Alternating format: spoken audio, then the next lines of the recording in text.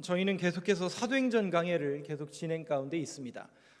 지난주부터 2장으로 넘어오게 됐고 2장에 약속하신 성령님이 임한 사건이 기록이 되어 있습니다.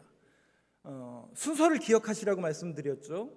우리는 보통 성령 받고 은혜 받은 것만 기억을 하는데 가장 먼저 나타났던 현상은 급하고 강한 바람 같은 뭐였다고요? 소리가 난 거예요. 급하고 강한 바람이 아니라 바람 같은 소리가 났는데 그 소리를 우리는 하나님의 말씀으로 규정을 합니다. 하나님의 말씀이 임하고 초자연적인 불의 혀 같은 것이 갈라져 모든 사람에게 임하는 놀라운 현상이 일어나게 되고 그 현상으로 그 자리에 있었던 사람들이 방언을 하게 되었다. 그런데 그 방언을 보니까 영어 성경에 보니까 other language, 다른 언어로 표현하고 있더라. 그러니까 지난주에 제가 예를 말씀드린 것처럼 저는 이렇게 한국말로 하고 있는데 앞에 계신 우리 권사님이 뭐로 알아듣는다고요? 영어로 알아듣는, 영어를 잘하시는, 영어를 알아듣는 거예요. 하나님은 사랑입니다. 근데 앞에 우리 권사님은 God is love로 들린 거예요. other language, 다른 언어로 들린 겁니다. 이런 놀라운 일이 벌어지니까 사람들이 신기했을까요? 안 신기했을까요? 신기하죠. 더군다나 이 사람들이 누구냐면 야, 저 사람 다 갈릴리 촌놈들 아니냐? 그 소리가 삐져나가는 거죠. 여러분, 성령의 강력한 역사가 임하니까요, 그 안에만 있는 게 아니라 그 역사가 어떻게 해요? 삐져나가더라는 거죠. 여러분, 반드시 우리 안에 온전하고 정직하고 바른 성령의 열매가 있다면 그 성령의 열매는 나만 갖고 있는 건가요? 이게 삐져나가게 되어 있나요? 반드시 삐져나가게 되어 있습니다. 그래서 사람들이 보게 되죠. 갈라디아서에 보니까 성령의 열매가 뭐라고요? 사랑과 희락과 화평과 오래 참음과 자비와 양성과 충성과 온유와 절제의 열매가 반드시 나타나게 되어 있습니다. 그러한 성령의 역사가 바깥으로 삐져나가니까 그 소리를 누군가는 듣게 되고, 야, 저 사람들이 이상한 사람들이네, 저 사람들이 미친 거 아니야? 술 취한 거 아니야? 신기하네. 성경을 한번 볼까요? 사도행전 2장 12절 13절. 저 그거 한 절씩 교독하겠습니다. 다 놀라며 당황하여 서로 이르되 이 어찌된 일이냐 하며 또 어떤 이들은 조롱하여 이르되 그들이 세수를 취하였다 하더라. 네, 반응이 어떻습니까? 신기하죠. 신기하고, 아유, 저 사람들 술 취한 거 아니야? 갈릴리 촌놈들이 뭘 할 줄 안다고? 이런 반응이 연출이 됐습니다. 이때 여러분 잘 아시는 사도 베드로가 분연히, 이건 제가 의역을 한 거예요. 성경에 보니까 일어납니다. 오늘 본문이죠. 그것이 2장 14절 보여주시죠. 그때 사도 베드로가 일어납니다. 베드로가 11사도와 함께 소리를 높여 이르되, 그러니까 제자들과 함께 지금 밖에서 저 사람들 술 취한 사람들 아니야? 저 사람들 이상한 사람들인 것 같은데 저 사람들 이렇게 된 거 아니야? 예수 쫓아다니다가 이상해진 거 아니야? 라고 외치는 그 사람들을 향해서 나아가서 외칩니다. 그래서 보통 이 내용을 가지고 우리가 이제 어떻게 의역을 하냐면 베드로의 설교라고 이렇게 의역을 합니다. 베드로가 외치는 거죠. 설교를 하는 거죠. 우리로 말하면 그 유대인들을 향해서 소리를 높여 이르되, 설교하여 이르되 유대인들과 예루살렘에 사는 모든 사람들아, 이 일을, 무슨 일이요? 지금 성령의 역사가 일어나서 방언을 말하고 방언으로 들리는 그 놀라운 역사를 너희로 알게 할 것이니 내 말에 귀를 기울여라. 한번 들어보라는 거죠. 설교를 들어보라는 거죠. 그러면서 이렇게 얘기합니다. 15절 한번 보여주시죠. 15절부터 18절까지를 저하고 교독해 보겠습니다. 때가 제3시니 너희 생각과 같이 이 사람들이 취한 것이 아니라 이는 곧 선지자 요엘을 통하여 말씀하신 것이 일렀으되, 넘겨주시죠. 하나님이 말씀하시기를 말세에 내가 내 영을 모든 육체에 부어주리니 너희의 자녀들은 예언할 것이요 너희의 젊은이들은 환상을 보고 너희의 늙은이들은 꿈을 꾸리라. 그때 내가 내 영을 내 남종과 여종들에게 부어주리니 그들이 예언할 것이요. 무슨 얘기예요 이거? 이거 어디서 많이 들어본 것 같은데요? 이거 어디서 많이 들어본 얘기 같은데, 어디서 많이 들어봤죠? 성경에서 들어봤죠. 요에서 2장에 보면 요 예언의 말씀이 나와요. 그러니까 사도 베드로가 그 유대 사람들한테 얘기하는 거예요. 우리는 술 취한 것도 아니고 촌놈이라서 영어 못하는 것도 아니고 이것은 하나님의 역사가 우리에게 임한 거다. 그런데 그 하나님의 역사가 임한 것은 이미 구약 성경에 보면 호세아, 요엘, 아모스서가 있어요. 요엘이라는 사람이 있어요. 우리 조상 구약의 선지자 중에 요엘 선지자가 있는데 그 요엘 선지자는 지금 말하고 있는 베드로보다 800년 전 사람이거든요. 요엘서 2장에 800년 전에 예언했던 요엘이 예언했던 2장 17절 18절에 있는 말씀이 이루어진 거라는 거죠. 우리는 어떤 현상과 초자연적인 것에만 주목을 하는데, 여러분, 급하고 강한 바람 같은 소리가 임했죠. 말씀이 임한 것처럼 말씀이 이루어졌다라는 거예요.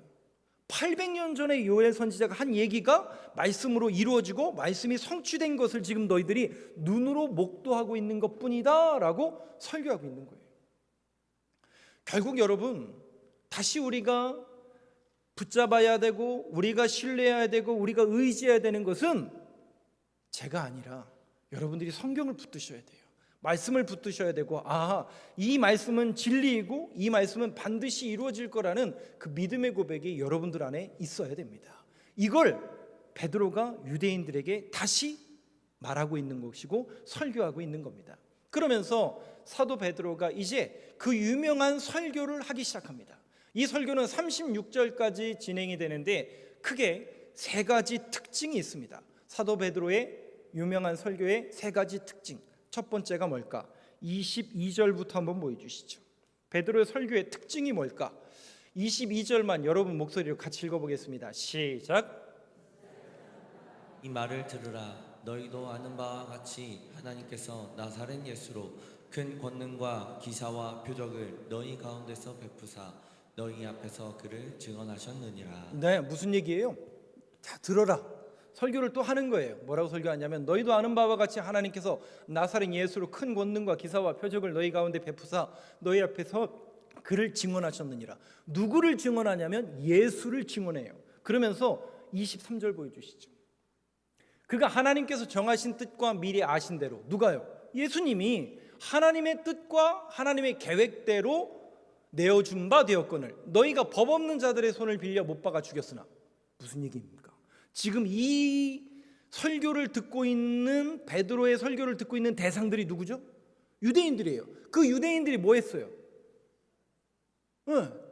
호산나 다윗의 자손이요 라고 종료주일에 찬양했던 사람이 일주일도 안 가서 3, 4일 만에 저 사람 거짓말쟁이고 신성 모독죄로 십자가에 못 박아 죽여라 죽여라 외쳤던 사람들이에요. 그 사람들을 향해서 뭘 정언하는 거예요?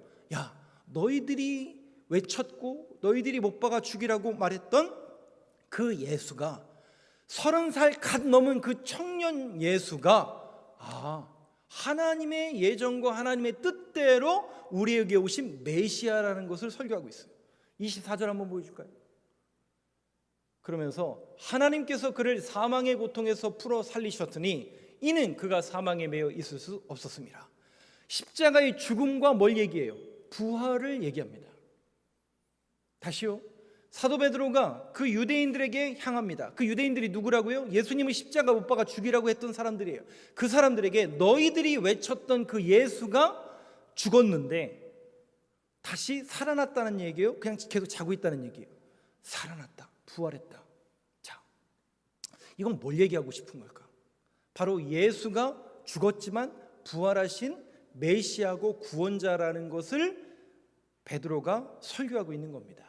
그런데 이 내용 속에서 우리가 한번 곰곰이 살펴봐야 될 내용이 있습니다. 다시요, 제가 여러 차례 이 부분에 대해서 말씀을 드렸죠. 목사님들이 설교하기 제일 어려운 부분이 어디라고요? 부활이라고 그랬잖아요. 부활. 왜요? 부활 설교가 왜 제일 어려워요? 송재현 목사님, 부활 설교가 왜 제일 어려워요? 목사님으로? 못 봤으니까.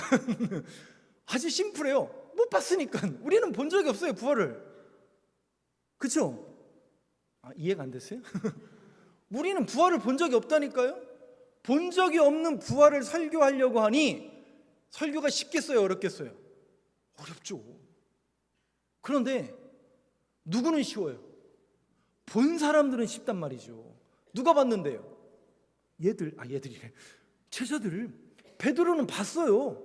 봤기 때문에 본 사실만 전하는 거예요. 그죠? 거기다가 부활이라는 건 말이죠, 몇 월 며칠 날 몇 시부터 몇 시까지 일어났고, 이것은 과학적으로 증거할 때 그 분자가 필요 없어요. 그런 얘기 할 필요가 없어요. 왜요? 자신은 봤으니까, 만졌으니까, 부활하신 하나님을 목도했으니까. 그러니까 설교가 어떻습니까? 심플해요. 단순해요. 즉 심플하고 단순하면서 뭐만 전하는 거예요? 팩트만 전하고 있는 거예요. 자신들이 본 사실만을 전하는 겁니다. 여러분, 베드로의 설교의 첫 번째 특징은 뭐라고요? 본 사실을 전하는 겁니다. 사실을 전하는 겁니다. 그러면 한번 생각해 보세요. 오늘날 우리가 들어야 될 설교는 뭘 들어야 된다는 얘기일까요? 여러분들이 들어야 될 게 뭐예요? 오늘 이 자리에 오셔서 여러분들이 들어야 될 게 뭐예요? 사실을 들으셔야 되죠. 사실을 들으셔야 되죠. 이 내용은 우리에게 시사하는 바가 굉장히 큽니다. 한편 제가 조금 의역해서 여러분들한테 조금 쉽지 않게 받아들일 수도 있지만, 제 딴에는 조금 여러분들한테 여러분 편에 의해서 이렇게 말씀 한번 드려볼까요? 이건 하나의 예를 드는 겁니다. 소위 우리가 보통 설교가 끝나고 예배가 끝나면 여러분들이 이제 집으로 돌아가시겠죠. 그러면 오늘 설교를 듣죠. 다 지금 듣고 계시잖아요. 그럼 오늘 설교를 들었는데 이 설교에 대한 반응이 나옵니까, 안 나옵니까? 나오죠. 오늘 설교가 좋았다, 오늘 설교가 나빴다, 오늘 그냥 예배 좋았다, 예배 나빴다, 뭐 이렇게 반응이 나올 수 있고, 그럼 저는 어떨까요? 피드백을 하고 제 스스로도 오늘 설교를 또 이렇게 들어보고 또 유튜브를 한 거를 제가 다시 보면서 저는 제 설교를 피드백을 하겠죠. 그러면 설교가 좋았네, 나쁘네, 이렇게 평가를 하겠죠. 근데 여러분, 우리가 신앙적으로 일반적으로 우리 한국교회 정서 속에서 보편적인 그 설교가 좋았다, 은혜를 받았다라는 그 내용을 여러분들이 한번 곰곰이 유추해 보세요. 그러면 정말 오늘 예배가 좋았다, 은혜를 받았다라는 그 내용과 그 소재 속에 사실을 들어서, 그러니까 말씀을 잘 믿어지고 사실이 들려져서 은혜를 받은 건지, 어떤 우리 안에 이모션이 있다고 그랬잖아요. 그러니까 감정과 정서를 터치해서 감정과 정서적으로 은혜를 받은 건지에 대해서는 우리가 구별할 줄 아셔야 됩니다. 그러니까 설교를 잘하는 목사님이 있고 못하는 목사님이 있겠죠.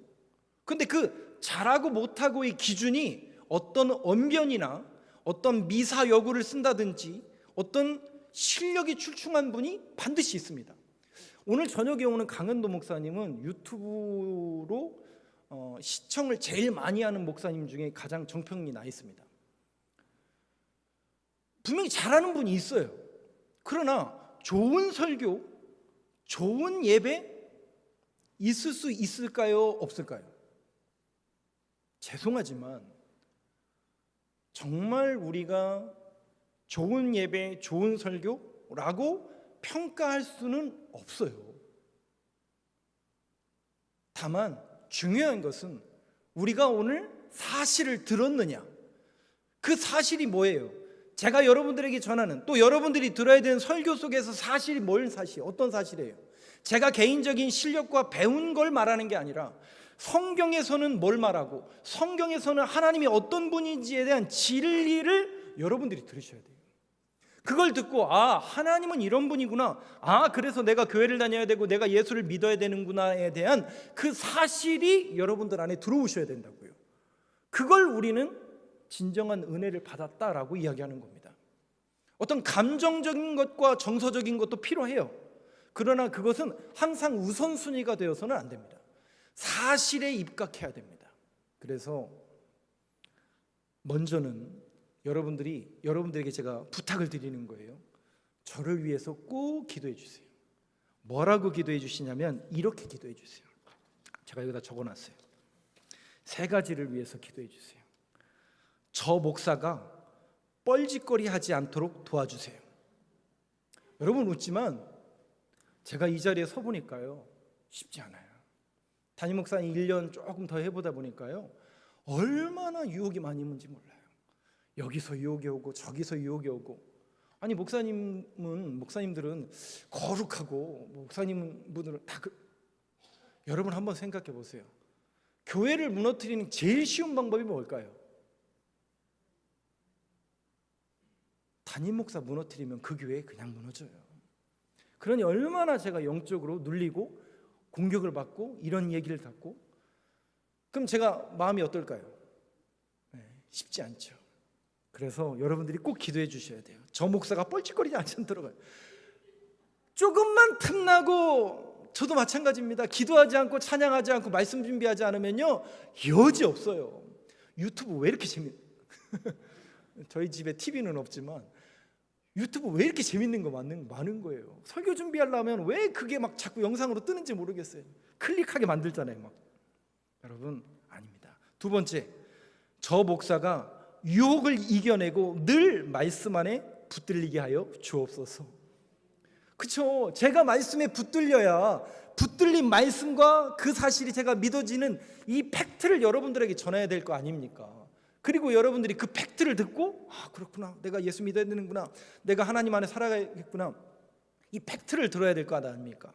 마지막으로는 진리를 수호하고 진리를 선포하는 목사가 되게 하여 주옵소서. 설교라는 건 원래 어디에서 왔냐면 캐리그마에서 왔어요. 캐리그마라는 게 뭐냐면 선포하다라는 거예요. 그러면 베드로가 뭘 선포하고 있다고요?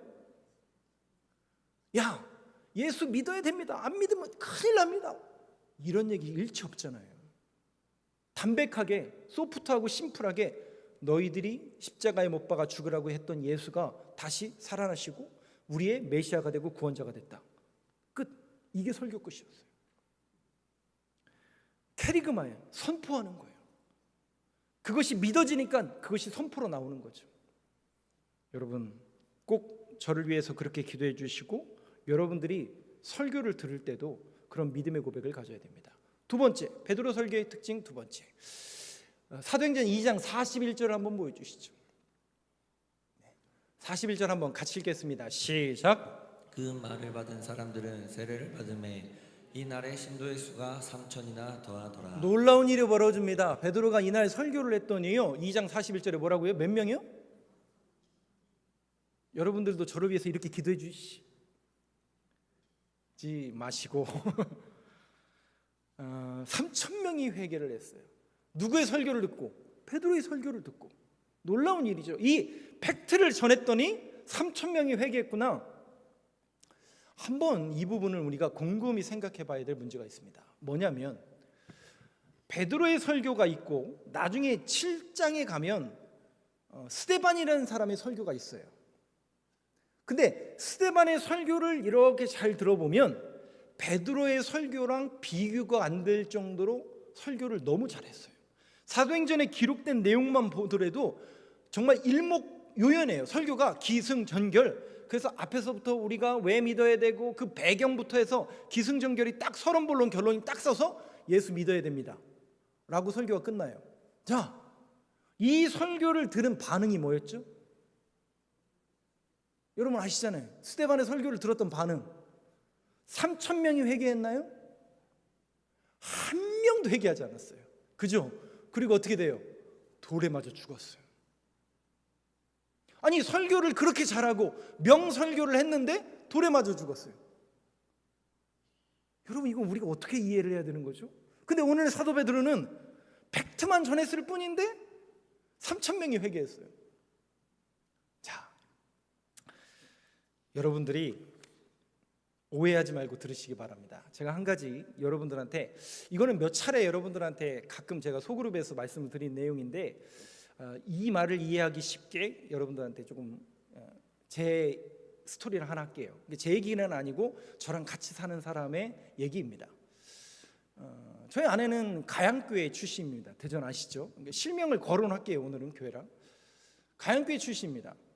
예전에 이제 20년 전, 15년 전 얘기를 하는 거예요. 잘 아시는 대로 그 가양교회를 세우신 분이 갑자기 생각 안 난다 이름이. 김군신 목사님. 죄송해요.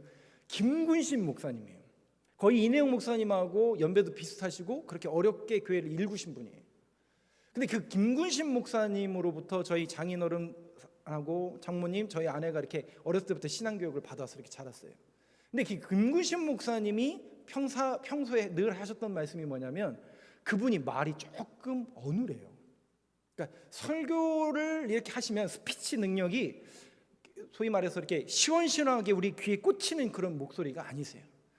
본인도 아셨고, 본인은 그렇게 어렵게 신앙생활하고 개척교회를 이렇게 하시다 보니까 공부를 하실 수 있는, 그러니까 성경 공부를 하실 수 있는 그런 여건이 많이 안 되셨기 때문에 후임자를 뽑는 그런 부분에 있어서 교인들한테 늘 하셨던 말씀이, 내 후임으로 오는 목사님은 공부 잘하고 성경에 대해서 잘하고 부흥 강사로 말씀 잘 전하는 분이 와달라고 늘 강단에서 말씀하셨고, 그렇게 기도해달라고 얘기하셨던 분이에요.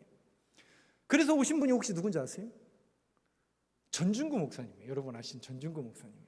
전준구 목사님은 제가 평가는 여러 가지 갈리지만 전 개인적으로 존경하는 부분이 있고, 또 설교에 대한 스피치 능력으로만 따지면 저는 우리 모건대학교 출신 목사님 중에 최고라고 생각을 지금도 하고 있습니다. 그 정도로 잘하시는 분이에요. 근데 저희 아내나 저희 장인어른이 공통적으로 하는 얘기가 있어요. 물론 그 전준구 목사님 오셔도 정말 큰 부흥을 이루었습니다. 정말 그 주일 예배가 그 숫자가 달라진대요. 그냥 다음 주에 숫자가 달라질 정도로 많이 왔대요. 그것은 그만큼 그분이 역량 있는 실력과 또 능력과 또 성령의 역사와 또 스피치 능력이 있어서 그렇겠죠. 제가 들어도 깜짝 놀랄 정도예요. 어느 정도로 컸냐면 신학생들이 하도 많이 가서 신학생 예배가 따로 있을 정도였어요. 그럼 신학생들한테도 인정받았다는 얘기죠. 그런데 저희 아내와 저희 장모님과 장인어른은 공통적으로 하는 얘기가 있어요. 전준구 목사님도 물론 대단하지만 김군신 목사님 설교에 은혜를 받았다는 거예요. 그럼 한번 생각해 보세요. 정말 실력 있고 능력 있는 목사의 스피치, 과연 그것이 정말 우리의 은혜의 기준이 될 수 있을까? 아니라는 거예요. 그러면 오늘 베드로와 스데반의 설교도 이렇게 갈리는데, 명설교를 했던 스데반의 결과는 오히려 돌에 맞아 죽는데, 베드로의 설교 속에서 담겨져 있는 이 맥락을 우리가 어떻게 이해해야 될 것인가? 아, 팩트만 전하면 3,000명이 전도되는 건가? 우리가 그렇게 볼 수 있는 부분이 아니에요. 그럼 뭐를 이야기하고 싶은 거냐면, 여러분들이에요. 아까 서두는 제 얘기를 했잖아요. 여러분들이에요. 그래서 성령님의 역사하심이 있어야 되는 거예요. 뭐냐면 우리의 마음을 열어야 돼요. 제가 몇 주 동안 그 성령님에 대해서 계속 설교할 때 우리의 마음이라고 했잖아요. 외부로부터 오는 그 거룩한 영이 들어오려면 우리의 마음이 홀리 거룩해져야 돼요. 그리고 열을 준비가 돼 있으셔야 돼요. 그죠?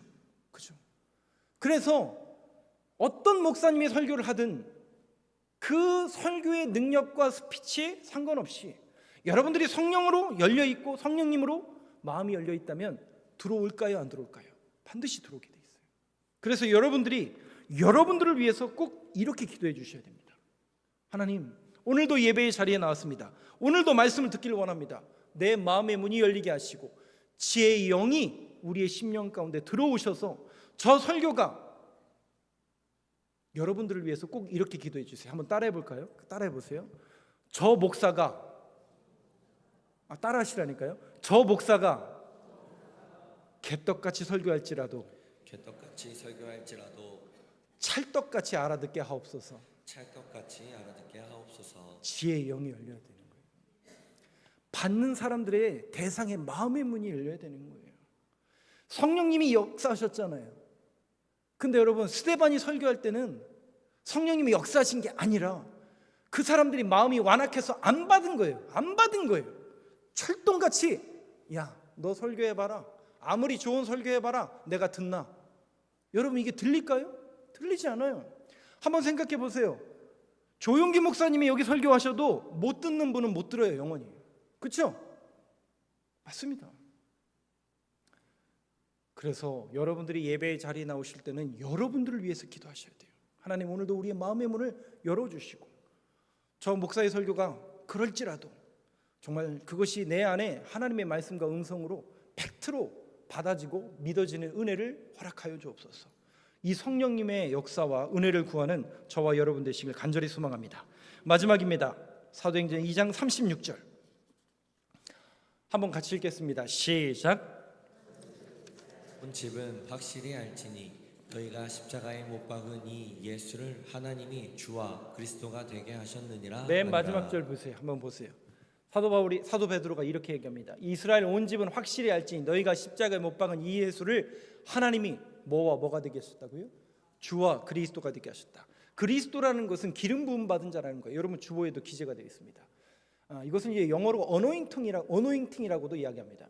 기름 부음을 받다. 저와 여러분 다 기름 부음을 받았죠. 그런데 이 기름 부음을 받은 그리스도라는 이 내용이 메시아라는 뜻이죠. 메시아라는 뜻인데 이 메시아라는 뜻을 이 사도행전 2장 36절에서는 정관사 덜을 붙여서 어떤 한 분만을 지칭하고 있어요.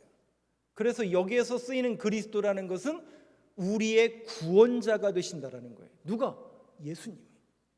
그리고 주가 된다라는 것은 우리의 주인이 되신다는 얘기예요. 우리의 주인이 되신, 내 인생의 주인이 예수 그리스도시고 그 예수 그리스도께서 우리의 구원자가 되셨다라는 것을 너희에게 되게 하셨느니라, 알게 하셨느니라, 이 얘기예요. 그렇다면 오늘 말씀을 결론 지면서 여러분들에게 제가 베드로 설교의 마지막 특징, 주와 그리스도가 되게 하셨느니라, 이거를 캐리그마 선포하고 있는 거예요. 그렇다면 이것을 우리는 어떤 맥락으로 이해하고 받아들여야 될 것인가? 사도행전 4장 16절에 보면 예수 그리스도만이 우리의 구원자가 되십니다라는 그 신앙 고백이 담겨져 있죠. 근데 혹 이렇게 생각할 수 있어요. 여기 앉아 계신 분들 중에 혹시 그런 분이 있을지 모르겠네요. 목사님, 아니 세상은 둥근 곳이고 세상에 많은 사람들이 있는데 교회만 진리가 있다라는 것은 조금 거시기한 건 아닙니까? 좀 어폐가 있는 거 아닙니까? 목사님, 요즘 시대 속에서 이 과학과 기술이 발전되어 있는 이런 시대 속에서 우주를 왕복하고 정말 질병이 치유되고 정복하고 있는 이런 우리가 과학의 초과학의 시대를 살고 있는데 교회만 너무 편협하게 진리 구원 이런 거 얘기하는 건 아닙니까? 아니 목사님, 이슬람도 저 유대교회 제가 생각이 좀 안 났어요. 불교에도 다 좋은 거 있지 않습니까? 자, 이렇게 말하는 분들이 있을 수 있어요. 이 부분은 여러분들이 이렇게 이해하셨으면 좋겠습니다. 이것은 제 의견이 아니라 많은 목사님들의 의견이기도 합니다. 우리가 두 가지로 생각을 해야 됩니다. 진리라는 논쟁을 할 때는 두 가지로 여러분들이 이해하셔야 돼요. 첫 번째, 진리의 문제가 아니라 윤리나 도덕적인 문제가 있을 때는 그것을 우리가 어느 정도 수용합니다. 예를 들면 이런 거죠. 여러분, 우리 전통적으로 불교나 우리 사회 속에서 효라는 게 있습니까? 없습니까? 있죠. 그럼 이슬람은 없을까요? 이슬람에도 효가 있어요. 그럼 우리는 효 있어요? 없어요? 어디 있더라? 십계명 있잖아요. 내 부모를 공경하라. 효가 있어요. 윤리나 도덕적으로 보면 타 종교에도 효나 윤리나 도덕적으로 착하게 사는 것, 선한 것 있습니다. 받아들일 수 있어요. 인정할 수 있어요. 그러나 우리가 타협할 수 없는 문제가 하나 있죠. 그게 뭡니까? 이게 진리라고 이야기할 때는 타협할 수가 없어요. 왜 그런 줄 아세요? 구원의 문제이기 때문에 그래요. 이것은 우리가 죽고 사는 문제이기 때문에 그래요. 우리의 영이 살아나는, 그리고 영생에 대한, 이터널 라이프에 대한 내용이기 때문에 이거는 우리가 타협할 수가 없는 부분이에요. 그래서 구원, 동성애, 또 기타 성경의 진리에 대한 것은 이해는 할 수 있으나 윤리나 도덕적으로 우리가 이해는 하고 그 사람들에 대해 감정적으로 동의가 아니라 감정적으로 우리가 이해는 할 수 있지만 우리가 성경적으로 진리적으로는 동의할 수가 없는 거예요. 그렇다면 오늘 이 자리 가운데 나오신 분들 가운데는 똑같이 또 두 부류의 사람이 있겠죠. 그것은 뭐냐면 신앙인과 종교인이 있습니다. 신앙인은 누구냐면 정말 우리 예수님이 주와 그리스도라는 사실을 믿는 사람이 있고, 오늘 이 예배의 자리에 나왔지만 그것이 아직 믿어지지 않는 사람도 있을까요? 없을까요? 있어요. 어떤 종교 행위로 나오신 종교인일 수도 있습니다. 근데 그 선택과 그 기준은 여러분들이 하시는 거예요. 그리고 제가 여러분들에게 권면해 드리는 것은 어떻게 해서든지 여러분들이 신앙인의 길을 선택했으면 좋겠어요. 정말 우리 주님이 내 인생의 주인이시요 나를 구원하시는 진리의 하나님이라는 그 믿음의 고백으로 여러분들이 신앙 고백자로, 신앙인으로 설 수 있는 우리 교회, 또 저와 여러분들의 모든 인생의 걸음걸음이 되길 간절히 소망합니다.